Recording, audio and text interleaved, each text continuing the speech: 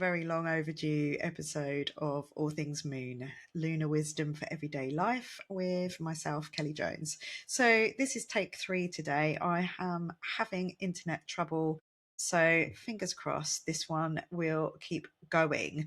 So I did pull us an oracle card in my second attempt to film today, and it was kind of like this fire portal that we are in right now. The end is also the beginning. So I'm going to start by reading that out. But before I do, I'm going to ask you to remember to press the subscribe button. Please share this with anyone who you think needs to hear this right now. I'm really sorry I've been away. March was absolutely mental for me. I was doing so much stuff, and I will kind of, fill you in on some of the fun things that I was doing, but I want to get this bit in because I figured the card that came out was so appropriate to the astrology of April and where we are this week. So the end is the beginning, and the beginning is also the end. Morning is on the other side of mourning. Healing is on the other side of feeling. Rebirth is on the other side of death. Everything in this world begins again if you have the courage to let it properly end. Okay.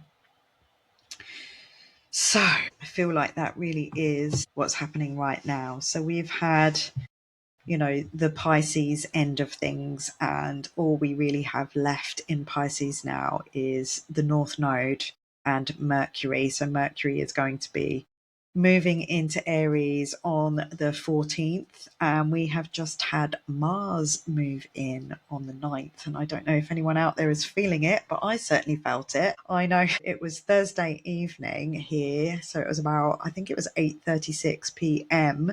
when Mars moved out of Pisces and into Aries. And at that point, being the activation point, the action point where things really start kicking off, literally at that point, I had an astrology reading booking come through, and I always use double numbers. So that came through as repeating occurring numbers, and ever since then I have been tuned in again to reoccurring numbers. They keep coming up, so there's definitely some kind of energetic shift when that happened. But also the next morning I was trimming my eyelashes, and I got the scissors out and I stabbed my finger with the scissors, and blood came spurting out, and Mars can be cutting. So I was like, right, okay, Mars has definitely arrived back home in his domicile of Aries. So Mars is the ruler of Aries. And whilst Mars has been swimming around in Pisces, he's been just steam and condensation basically. So now that he's back in his domicile, he can really, really fire up. But he's got some challenges on the way through. This episode is called 7 Planets in Aries and 7 Things to Watch Out For. Now, my astrology teacher, Adam Ellenbass, he always does 5 things to watch out for, but I can never condense it down that much. So this is probably going to be a long one because I narrowed it down to 7 things to watch out for. So just before we go any further, I'm going to try and keep this as brief as I possibly can. So if you really want to dive into the detail of all of this, where we go in depth, then on Friday the 17th, on the new moon in Aries, Friday evening, 8 p.m. UK time, we are gathering online. We are doing a new moon ceremony, a new moon ritual. I will be explaining the astrology in depth. I will be also letting you know where it'll be showing up in your life. If you know your time of birth and you've got your birth chart there and we know what your rising sign is, we can look to see which house area all of this activity is going to be showing up for you. We do some journaling and we set our intentions, and we try and keep it light where it's light, but also, I am realistic as well about how heavy and intense and potent this can be, but I am always looking for what we can do about it rather than fearing anything that's coming up, because until it's arrived, it's not here yet. So remembering that astrology is a forecast. Yeah, it's not a prediction. We look at the symbolism, we look at the cycles of time, what has happened before, and we have definitely got some things happening here that we really just don't know because they've never happened before. So, as I said, Mars charged into his home sign of Aries on the 9th of April. So that's going to be, he's going to be there for about 6 weeks. So that's going to be spicy. Yeah, definitely fiery hot chilies going on with this next 6 weeks. So today is the 12th of April, and tomorrow is the 13th of April. And tomorrow, Mars has come steaming in, and literally steaming, after being in the waters of Pisces. It's so frustrated at being there, because he wants to be very active, but he's just been adrift, not being able to express himself fully over there in the ocean of emotion. So has come through the door of Aries all ready to go.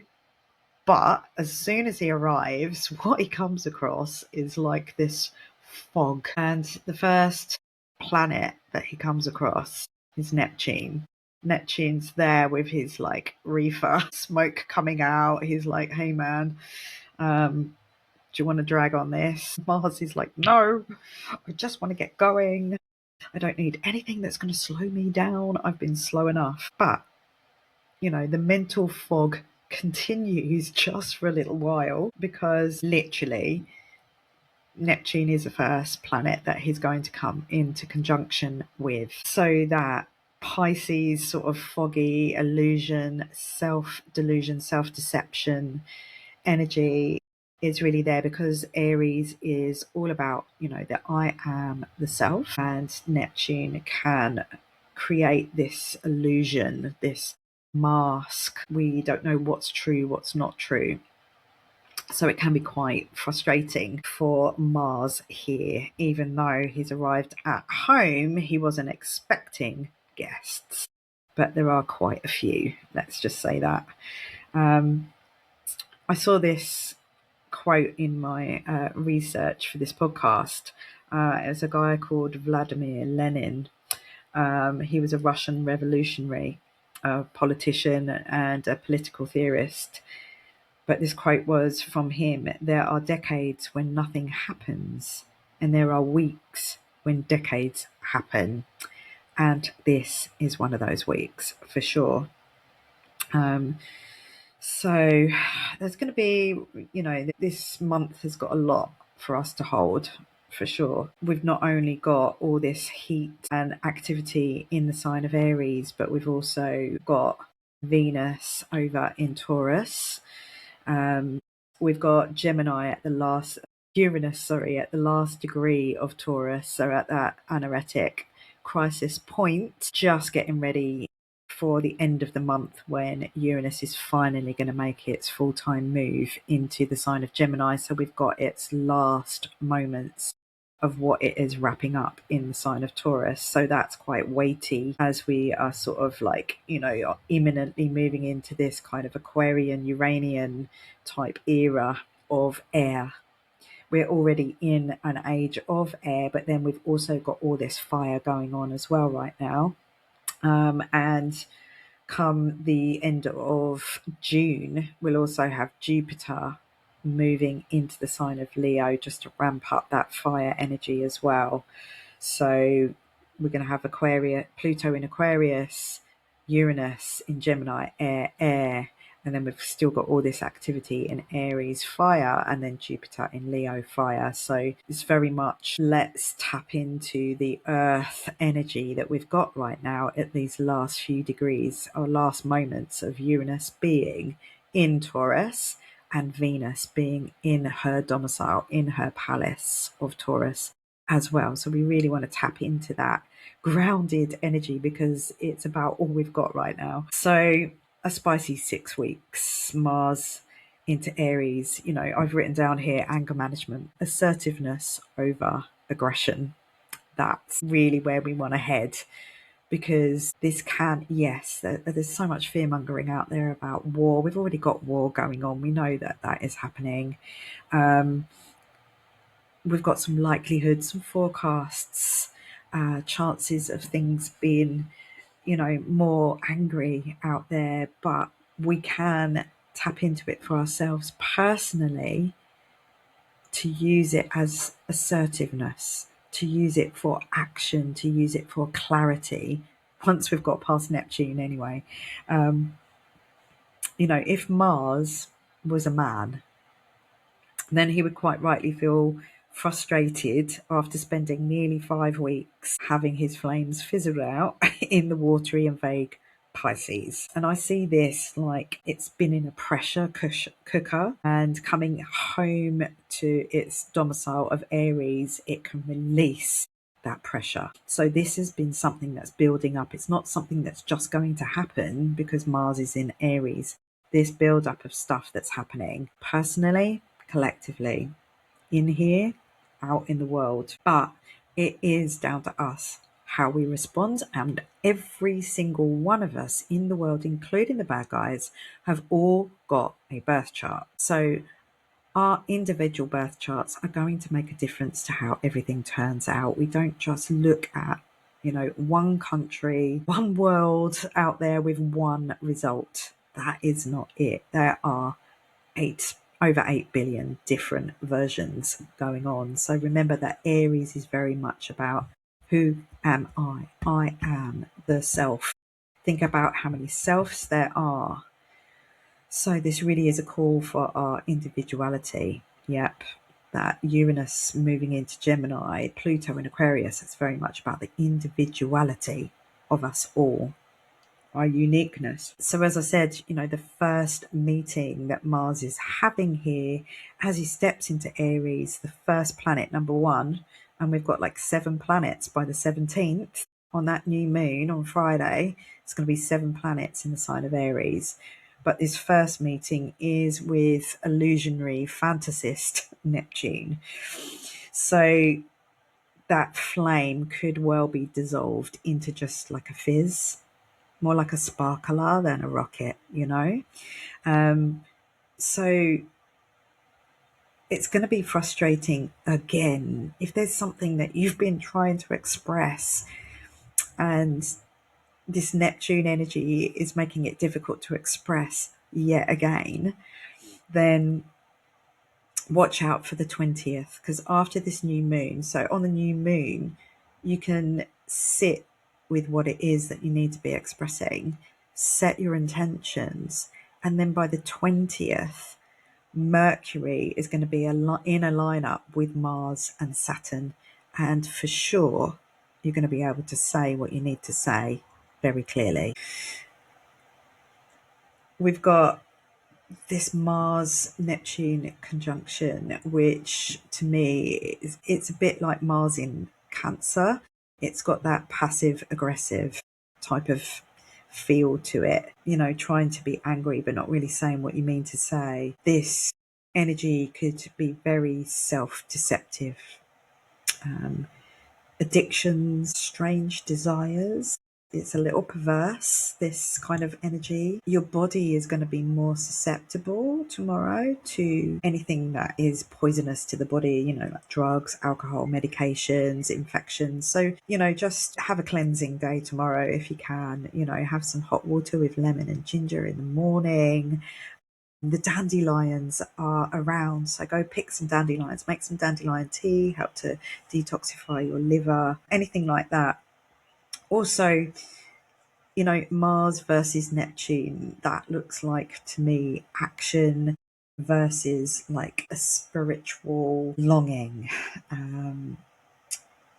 Assertion is confused with kind of that fantastical way, idealism. way of looking at things. You know, you go out all warrior like and you come back a mystic. It's that kind of energy. So it would be unclear, you know, the capacity to fight is going to be compromised by this Neptune energy tomorrow, which is good in some respects.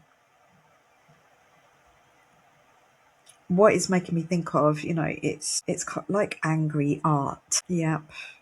So where you feel like expressing yourself and you go to the canvas and you create something that looks angry. And it's reminding me of a time where, you know, it was actually one of my cats when she was a kitten went missing. I'd only had her a short time and I was frantic. So I was searching everywhere, and there's a restaurant next door to me and they've got a barn out the back.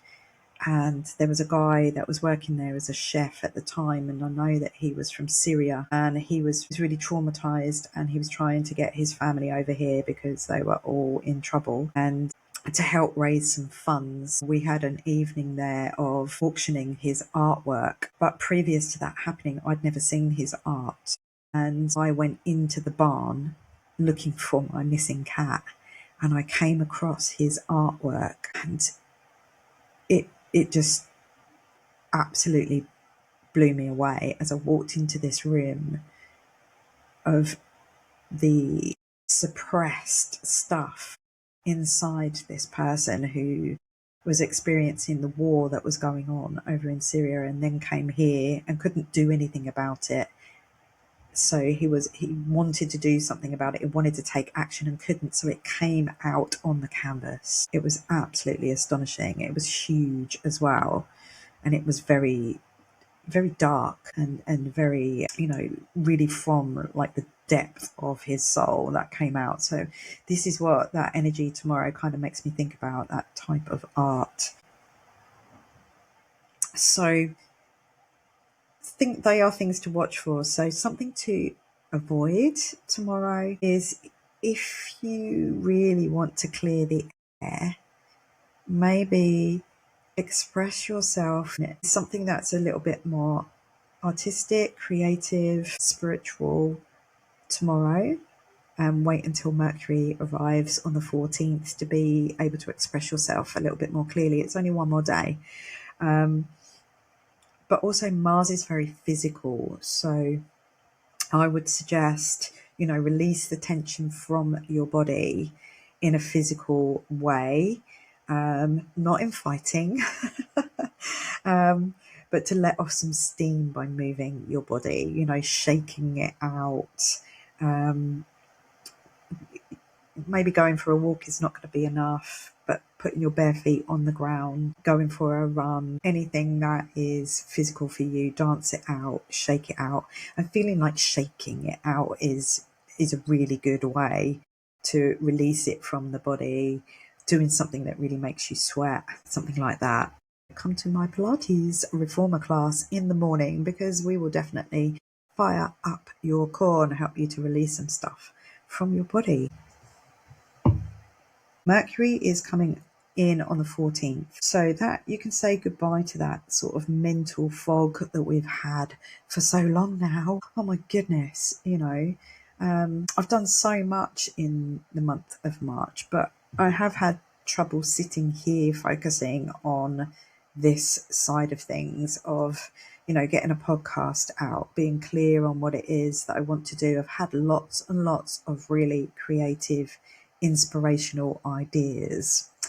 And I'm so excited to share them with you soon. They're all like, you know, brewing. They've all been building up in the background. So I really am going to be sharing some new stuff with you soon. So Mercury comes into Aries on the 14th. So that's Tuesday. And then on the 16th, we have what's called a sextile. So in astrology, a sextile is a 60-degree angle between planets. So a sextile it's a soft, harmonious aspect. It's quite sort of Venusian in its energy, but I would say it's very supportive, and it's also just a moment in time to take that opportunity and run with it. You know, Mars in Aries wants to run. Yeah, so take the opportunity to run with this sextile between Mars and Pluto. So this aspect is really going to be associated with personal power. Pluto is power.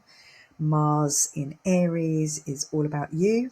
Yep, so that personal power and taking some kind of focus action on it. A sextile really does require, active, conscious engagement with it. So you've got to do something. It's not just going to come along and happen. And a lot of stuff doesn't, we still need to take action a lot of the time. But a sextile really does require you taking that opportune moment. So that is the 16th. What to avoid on the 16th with the Mars Pluto aspect? As harmonious as it is, it means that they're both going to behave as they do more easily because there's harmony between them. They can be more themselves. So there could be an urge to be more controlling, more dominating over others. Yep, so that could be people doing that over you. So just watching out for that. Almost doing it even though we know we shouldn't. Yep, that kind of energy. So watch out for that. Personally, obviously we're seeing that collectively out in the world anyway. People doing what they shouldn't, regardless. This kind of energy can also cause jealousy. So jealousies to be fired up, inflamed inside us or inside others towards you. Mars is cutting. Yeah, we've got Mercury there now. Mercury is words. Mars is cutting. Pluto brings up the truth, brings it up from the bottom. So, don't avoid any Scorpio that's got a grudge with you. Think twice before dropping a truth bomb that can be hurt and that can hurt somebody and can't be taken back. Yep. Be assertive rather than aggressive here. But this is a window of opportunity for conscious growth. So, where do you need Pluto's personal power? And where do you need Mars's stamina to overcome any obstacles that might be in your way of your own personal transformation, because Pluto is transformation. So we're coming round to the new moon. So by the new moon on the 17th, we're going to have 7 planets in the sign of Aries, which is including a new moon is when the sun and the moon are conjunct together. So we've got the moon, the sun, Saturn, Neptune, Mars, Mercury, Chiron, all in there, close and personal. Yeah. You could include here as well, if you want to, little old goddess of chaos Aries, who's hanging around with Chiron still over there at the further end of Aries, and also Salacia and Ceres. So they're all little dwarf planets that are around as well. So it is a crowded house. So, have a look at your chart, see where Aries is, see which house that is, because that's where all of this activity is going to be showing up for you. And if you don't know, contact me. I will do you a free birth chart. If you send me just the birth chart, I won't do a reading. You can go to astro.com, put in your details, and you can get one for free, or you can contact me and I'll just send you a chart. And then if you want me to do a reading for you, I have still got the equinox offer available at the moment. So you get 20% off. That's a 90-minute personal birth chart reading where we go deep dive into your chart and what it all means. So that is Equinox 20. That's with a capital E.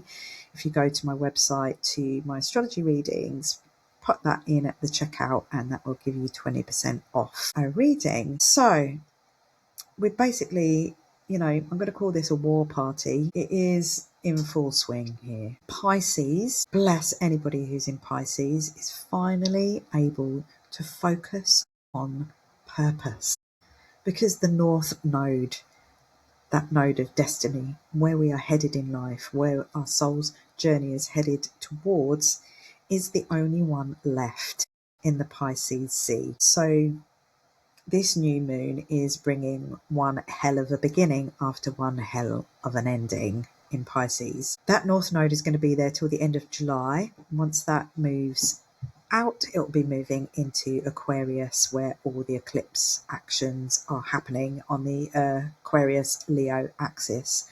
I see all of these planets at this new moon in Aries. Aries is the beginning of the zodiac story. New moons are new beginnings where we set new intentions. Everything is aligning for a collective rebirth here. It might feel a little bit ominous to some people, and it also might feel opportune. It depends which story you are choosing to tell and choosing to focus in on. And obviously, depending on your birth chart as to where any of this is showing up for you right now might make a difference to how you're feeling about it all, which is why it's really useful to have a reading so we can help to make sense of what's going on for you, and we can look to see where things are going to get better if they're feeling really heavy for you. Externally, there is no bypassing the fact that war is happening, but it's not of our choosing. There's a minority out there that are choosing this war. Nobody asked us, did they? So we are going to be needing Saturn's rational maturity is required here in how we respond to things. You know, I think if the whole world is focused on the same thought, can the opposite outcome be possible? So if everyone's focused on the fact that there might be a war or a war is happening, the likelihood of that, then, where are the people that are thinking the opposite? We need more people to be focused on a better thought. Yeah, not feeding that story. If the whole world's energy is going there, the likelihood is so much stronger. If everyone believes that a team is going to lose, then they usually lose because that poor team don't stand a chance. If everyone believes they're going to lose, it's that attraction thing. If we all had the courage, this Aries courage, Mars in Aries courage, that warrior energy for ourselves, the courage to stand together against that minority that are causing this, that are controlling that fear machine, what would happen? What do we need to do? Do we need to just keep all talking about it and fearing it? Will that stop things? I don't think so. These platonic, delusional, power-hungry controllers, what do they want? Are we doing what they want us to? How can we do the opposite? We need to tap into this courage. We have got all these planets there. Neptune for us to imagine. Saturn for us to be mature. Yeah, to tap into our own sense of authority. Aries, the I am. Yeah, So things to avoid here for this new moon. Being caught up by the divisive fear trap. Don't let those vampires into your mind. To do. So new moons are a perfect opportunity to set intentions for what we wish for. Yep. Let's use this new moon energy to focus on what we wish for ourselves and for the world. In Aries, the first sign of the zodiac story, the beginning, it's the pioneer. It's the leap of faith. It is the Fool card. It's the one who goes steaming in. We collectively and personally have a real chance here to be spiritual warriors in the battle for our souls. With Neptune helping us imagine, Saturn helping to make it real, Mercury giving us clarity, helping us to think it, Mars giving us the will, the courage to take action, and Chiron, the teacher, helping us to heal those wounds around who we really are. And also remember, we have Aries here, the one who sticks up for the ones who weren't invited, the ones who weren't included, the ones who don't feel as though they belong. Yeah, we've got her there, remembering to include ourselves in this instead of being caught up in what's happening outside of ourselves. Let's include ourselves and what we can do, what part we can play in all of this. In a society that profits from our self-doubt, knowing yourself is a rebellious act. Radical authenticity. The more we know, like, and love ourselves, the more rebellious an act it is, because that external world, those ones who want control over us, are profiting from us doubting ourselves. So I'm back to what they think. Yeah, let's get that on our screensavers like I have. Okay, let's moving on. On the 19th, the sun enters Taurus, so giving us some much needed earth energy. Yeah, so the lower expression of Taurus obviously is bullishness, stubbornness, refusal to change, and greediness. Yeah, but let's not be any of those things. The higher expression is all things Venus. She is there in her palace. She's at home. Venus is there so she can be fully who she is. Let's tap into that self-worth, value, wealth. Yeah. We've got the I am Aries energy. Valuable. I am worthy. Let's use that energy. Let's also appreciate and be grateful that all the earth has provided us instead of what's being taken away. Let's stop focusing on what's being taken away. Let's keep focusing on what it's providing us with, what we have got. Yep, that value. Taurus is material things. Yeah, it's the earth, it's tangible. It's money, it's food. Let's not focus on what we haven't got. Let's focus on what we have, and we'll get more of it. So the sun is shining a light on our self-worth, our values, our finances, our beauty, our relationships, to ourselves and to the planet and to each other. So yeah, the sun here brings some grounding and some sense of abundance, yeah, to the fire and the air energy. My feeling is here with Venus in Taurus at this moment, the sun moving into Taurus, with everything that's going on. I think we really need to tap into raising not just our value, but our standards. Yeah. Our worth, personally and as a society. You know, the way we have been collectively treated, the way that we're all being treated by the few. It's accepting, to start off with, that we are in a narcissistic relationship with the plutocracy out there, the controllers, the ones who want to have power over.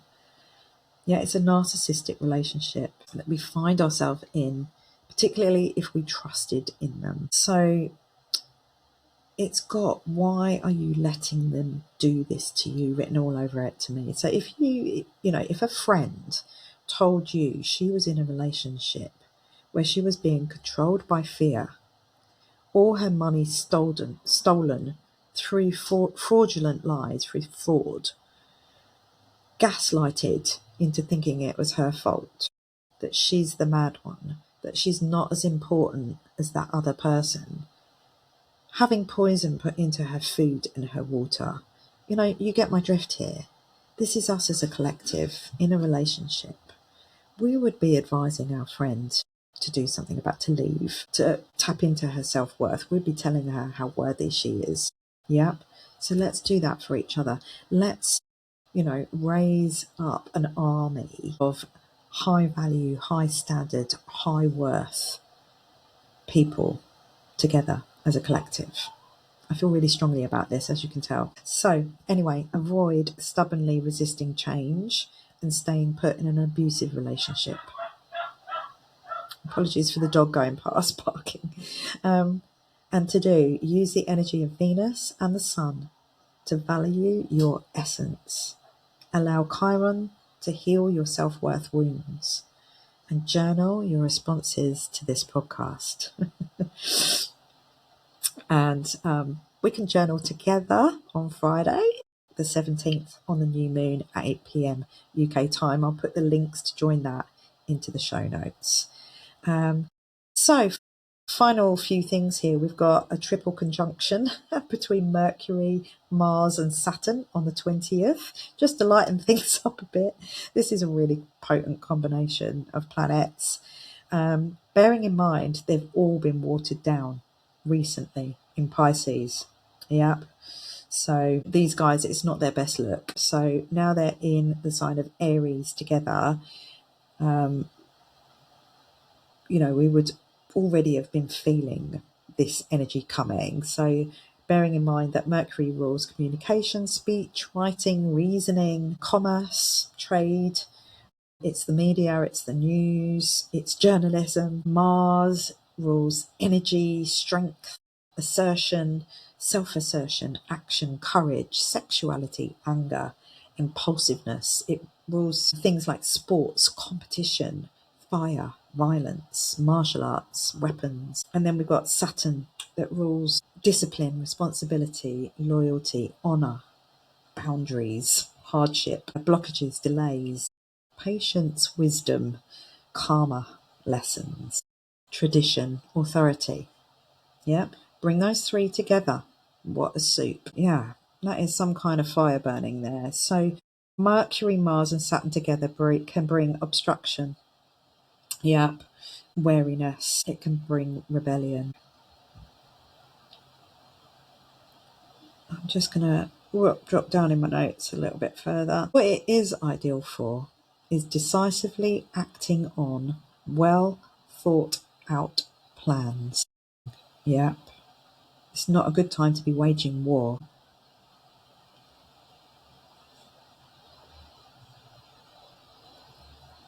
Remembering here that Saturn and Mars, they're both malefic planets, but Saturn is in its fall in Aries. So Mars is the stronger of those two energies, but we still want to try and tap into Saturn's diplomacy, maturity. Remember, we want to be mature about things. Saturn is bringing a reality check here, asking us to be responsible and intentional with our actions. Mercury with our words. Yep. Mars can make words very sharp and cutting, just like those scissors going into my finger the other day. So, we don't want to be drawing blood. But basically, if you have been waiting to say something clearly, today is the day to say it. Just don't do anything rash. So avoid doing anything rash, impulsive, risk taking, because consequences are very likely here. But do use Saturn's mature approach to take decisive action. Say what you mean without being mean. Have the courage to follow your instincts, your gut instinct. Then on the 23rd, 24th, Venus comes into a conjunction at the end of Taurus with the planet Uranus, who's sitting at the end there on the 29th degree. So Venus is then going to be herself moving into Gemini, and Uranus is going to be moving into Gemini. So by the 25th, they're both going to be conjunct in the sign of Gemini. But on the 23rd, 24th, in the sign of Taurus. So we've got this conjunction of Venus and Uranus in two different signs over a couple of days. This is the final ever conjunction between this pair, though, really in our lifetimes, bearing in mind that Uranus takes 84 years to go round, so it's not going to be in Taurus again in our lifetimes. We're not going to have a Venus conjunct Uranus in Taurus again for a long time, so we really want to look at what that could bring us. It's kind of a fairly dramatic no point of return, particularly in love, particularly in self-worth and finances, because they are things. So if you want to have like a radical image change and say goodbye to your old identity, this is a really opportune time. The theme here would be liberation. Uranus is liberation. It's freedom from. It's breaking free of any kind of stagnation. Also, sudden breakups, sudden attractions, Uranus is unconventional, so there could be an unconventional relationship suddenly appears or suddenly ends. Radical changes in finances, personal finances, but I feel like the strongest thing that we could tap into is reinvention, a strong urge to change your appearance or even your branding of your business. And I'm feeling both coming up, so watch this space. Very excited to say goodbye to the old version of me, a little stagnant. And finally, because I know we are up to 42 minutes now, sorry about this being a long one, maybe you can watch it in little 15-minute slots because there is a lot here. But I really just wanted to catch up with you and give you as much as I possibly can for free. And as I say, we can really apply it to you personally with the journaling. And so we use oracle cards when we're journaling. So I'll give you lots of journaling prompts at that new moon ceremony on the 17th. Yeah, and finally, Venus in Gemini. Wow, I would say that is flirty. It feels to me like a lot lighter energy moment. Yep. So after all the heaviness of that nth degree of Taurus, Venus just suddenly popping in through the door into flirty Gemini, chatty Gemini. I think, tap into the fact that it's going to give you the ability to talk to new people, meet new people, go networking, learn new things. It's especially a really good time for dating. What to avoid? Staying in. Don't stay in on the 20th when Uranus and Venus start moving into the sign of Gemini. Definitely go out, go shopping, try a new look or two. It is Friday after all, so get out, get chatting, get flirty, get curious. It's the weekend. It's a time where remaining flexible, staying open to new ways of being is essential. Yeah, okay. I wanted to leave that on a light note. So remember, the end is also the beginning. This reinvention of ourselves is something I'm really strongly going to be tapping into going forwards. So, and I'd really love for you to come along with me on my own journey so I can share with you how I've been doing it and we can do it together. And there's going to be some lots of fun in-person workshops locally around here, but I'm going to endeavour to try my best to share some of those workshops online some way as well. I will come back on here just to talk about the new moon and some things that we can do after the new moon that will really help us with our intentions for this next zodiac year, because this is the beginning of the zodiac year, and if we're talking about reinvention, then we really want to get our vision down, do some mood boards and vision boards, stuff like that. It's a really, really, really excellent time right now to do that. So just to remind you that my new moon ceremony is on the 17th, 8 till 9:30 p.m. UK time on Zoom. The link to join that will be in the show notes. Also, I will pop the link, so if you would like a personal birth chart reading from me where we do a deep dive into how everything is applying to you personally, then Equinox 20 is the discount code. And please like, subscribe, share, and I look forward to either seeing you on Zoom where we all gather together and meet each other.